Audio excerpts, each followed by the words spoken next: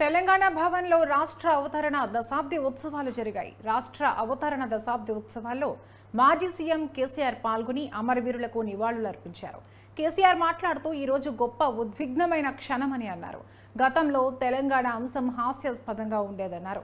గతంలో చాలా మంది తెలంగాణ ఉద్యమాన్ని ప్రారంభించారని తెలిపారు. గతంలో తెలంగాణ అనే పదాన్నే పలకవద్దని స్పీకర్ అసెంబ్లీలో అన్నారని గుర్తు చేశారు. ప్రొఫెసర్ జయశంకర్ ఆ జన్మ తెలంగాణవాది అని కొనియాడారు. ఈ సమయంలో జయశంకర్ను స్మరించుకోకుండా ఉండలేమని అన్నారు. ప్రొఫెసర్ జయశంకర్ వంటి మనుషులు అరుదుగా ఉంటారని అన్నారు. తెలంగాణ భాష స్వచ్ఛమైన తెలుగు కాదని కొందరు హేళన చేశారని కేసీఆర్ ధ్వజమెత్తారు. కేసీఆర్ గారి నాయకత్వం, జై తెలంగాణ, జోహార్ తెలంగాణ అమర వీరులకు. ఈ విషయం నేను మీతో పంచుకోవాలనుకుంటా ఉన్నా. 29 ఉద్యమంలో ప్రధానమైనటువంటి అంశం ముల్కీ రూల్స్, చాలా ప్రధానమైన అంశం. ఆనాడు ఉన్నటువంటి యువకులు, చదువుకుంటున్న విద్యార్థులు ప్లస్ ఉద్యోగులుగా ఉన్నటువంటి వాళ్ళు, మన టీఎన్జిఓలు, వాళ్ళు కూడా బాగా హైలైట్ చేసి కొట్లాడిన విషయం ఏంటంటే ముల్కీ రూల్స్.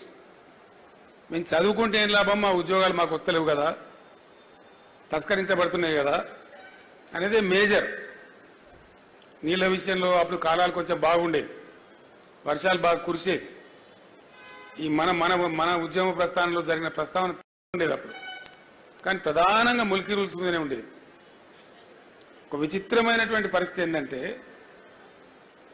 ముల్కీ రూల్స్ పేరిటనే అసలు అందులో పాల్గొన్న వాళ్ళు చెప్తే కళ్ళకు నీళ్ళు వస్తాయి మనకు. రాజ్భవన్ గేట్ ఎదురుగా ఒక సంఘటన, వాళ్ళు బుల్లెట్లు కొడతా ఉంటే వీళ్ళు రాళ్ళు కొడతా ఉన్నారు, చచ్చిపోతున్నారు.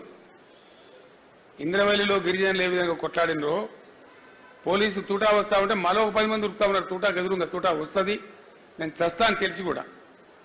అంత ఆవేశపూరితంగా ఉద్యమం జరిగింది. చచ్చిపోయినారు, 8-9 మంది చచ్చిపోయినారు ఆ రైలు పట్టాల మీద పడి, రాజ్భవన్ ఎదురుగానే. అంత బాగా జరిగింది. సరే, ఉద్యమం సమసిపోయింది, తెలంగాణ రాలేదు. ఉద్యమ సందర్భంలో కొత్త పొటమరింపు.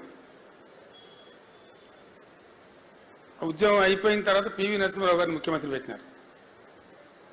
పివి నరసింహారావు గారు ముఖ్యమంత్రిగా ఉన్నారు. ఆయన కూడా తెలంగాణ బిడ్డ.